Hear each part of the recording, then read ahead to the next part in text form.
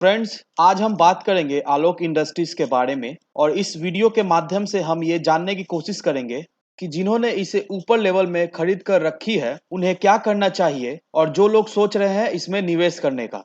और ये भी जानेंगे कि इसका short term as well as long term target क्या हो सकता है, क्योंकि फ्रेंड्स इसका Q2 का रिजल्ट आने के बाद काफी लोग डरे हुए हैं, क्योंकि हम लोग सभी जानते हैं कि रिजल्ट पॉजिटिव नहीं था जो लोग सोच रहे थे कि पॉजिटिव होगा। तो आलोक इंडस्ट्रीज को लेकर काफी चौंका देने वाली खबर मैं इस वीडियो के माध्यम से शेयर करूंगा, जो काफी ज्यादा इंपॉर्टेंट है अगर आप इन्वेस्टेड है या सोच रहे हैं इस स्टॉक में इन्वेस्ट करने का। लेकिन फ्रेंड्स, सबसे पहले वीडियो को लाइक और चैनल को जरूर से सब्सक्राइब कर लेना, ताकि आप लोग को इस तरह की न्यूज़ और अपडेट्स रेगुलर बेसिस पर मिलती रहे। तो चलिए फ्रेंड्स, वीडियो को स्टार्ट करते हैं। तो सबसे पहले फ्रेंड्स, आलोक इंडस्ट्रीज के फाइनेंशियल पर हम लोग नजर डालेंगे। जो आलोक इंडस्ट्रीज का जो ऑपरेशन प्रॉफिट निकल कर आया है वो सितंबर के महीने में 114 करोड़ का था, और ये सभी फिगर करोड़ में है। तो सितंबर के महीने में 114 करोड़ का इसका जो ऑपरेशन प्रॉफिट निकल कर आया है। और अगर मार्च 2021 में अगर देखें वो 152 करोड़ था, जून में वो 99 करोड़ हुआ और सितंबर के महीने में वो 144 करोड़ हुआ। और प्रॉफिट बिफोर टैक्सेस की अगर हम बात करें तो मार्च 2021 में इसका माइनस 656 करोड़ का इसका ये लॉस में था। जून के क्वार्टर में माइनस 98 हुआ इसका। और सितंबर के महीने में यानी इस साल क्वार्टर 2 का जो रिजल्ट आया है उसमें माइनस 84 निकल कर आया प्रॉफिट बिफोर टैक्सेस। तो इससे हमें क्या समझ में आती है कि अगर हम लोग ईयर ऑन ईयर बेसिस पे अगर इसको हम लोग देखें तो काफी शानदार इसमें जंप हुई है, ठीक है। और अगर क्वार्टर ऑन क्वार्टर बेसिस भी देखें तो इसमें भी हमें अच्छी खासी इम्प्रूवमेंट दिखलाई दे रही है। और नेट प्रॉफिट की अगर बात करें तो मार्च 2021 में माइनस 500 करोड़ था, जून में माइनस 98 हुआ और सितंबर इस क्वार्टर में माइनस 84 करोड़ का इसका नेट प्रॉफिट था। तो मैं दोस्तों आपको ये सब चीज दिखला इसीलिए रहा हूं क्योंकि अगर आप गौर से इसके फाइनेंशियल को अगर देखोगे तो आप खुद ही डिसाइड कर पाओगे कि ये स्टॉक कैसा परफॉर्म कर रहा है, नहीं परफॉर्म कर रहा है। क्योंकि अगर आप इसके फाइनेंशियल को अगर अच्छी तरीके से देखें तो कंपनी जो है वो ईयर ऑन ईयर बेसिस में बहुत अच्छा परफॉर्म कर रही है। ईयर ऑन ईयर बेसिस में बहुत अच्छा परफॉर्म कर रही है। और क्वार्टर ऑन क्वार्टर बेसिस में अगर हम लोग देखें तो क्वार्टर ऑन क्वार्टर बेसिस में भी कंपनी अच्छी खासी परफॉर्म कर रही है। और ये जो इसका जो जो लॉस है वो धीरे धीरे वो कमा रही है। और इन फ्यूचर अगर हम लोग देखें ये फ्यूचर ये जो लॉस मेकिंग कंपनी है, इन फ्यूचर ये प्रॉफिट मेकिंग कंपनी हो जाएगी, ये कंफर्म है। क्योंकि कंपनी अपना जो लॉस है उसमें अच्छी तरीके से काम कर रही है। क्योंकि कंपनी जो है अपना लॉस को कमाने के लिए बहुत काम कर रही है। और हम सभी जानते हैं कि मुकेश अंबानी इस कंपनी के प्रमोटर है और वो कभी नहीं चाहेंगे कि ये कंपनी डूब जाए, क्योंकि मुकेश अंबानी ने कुछ सोचकर ही इस कंपनी में जो है वो निवेश किया है।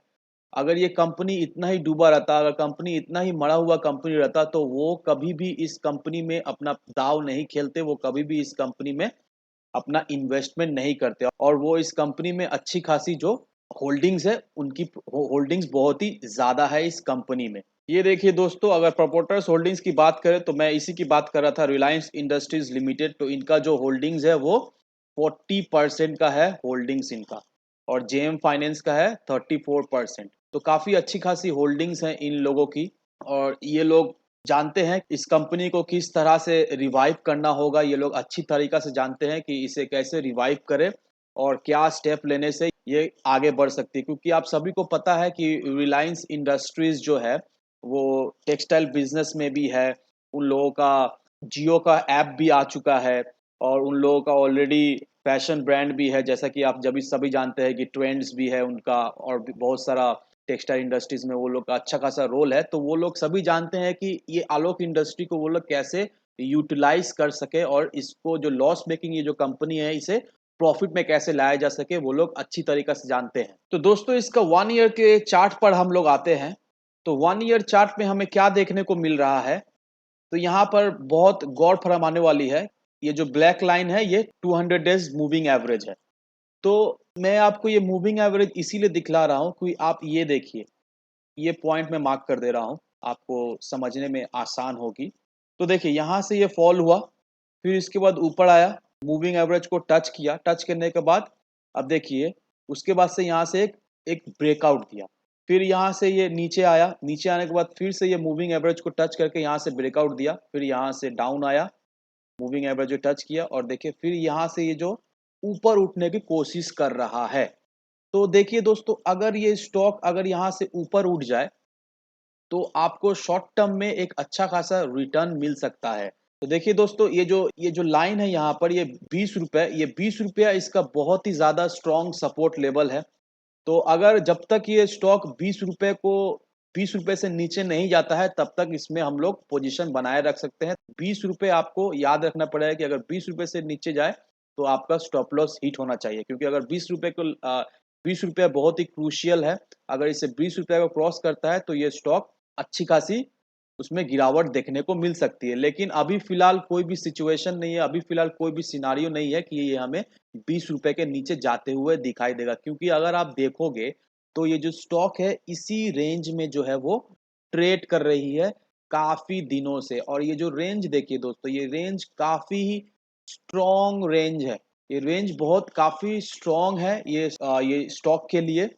तो हमें यहाँ पर निवेश अपना बनाए रखना चाहिए। और यहाँ से अगर ये स्टॉक ब्रेकआउट देता है तो हमें हमें ये याद रखना चाहिए कि स्टॉक कम से कम 24 रुपए को, कि स्टॉक अगर 24 रुपए को अगर तोड़ता है तो हमें इसमें अच्छा खासा ब्रेकआउट मिलेगा और ये हमें 26-27 रुपए तक जाते हुए दिखाई दे सकती है शॉर्ट टर्म के लिए। ठीक है।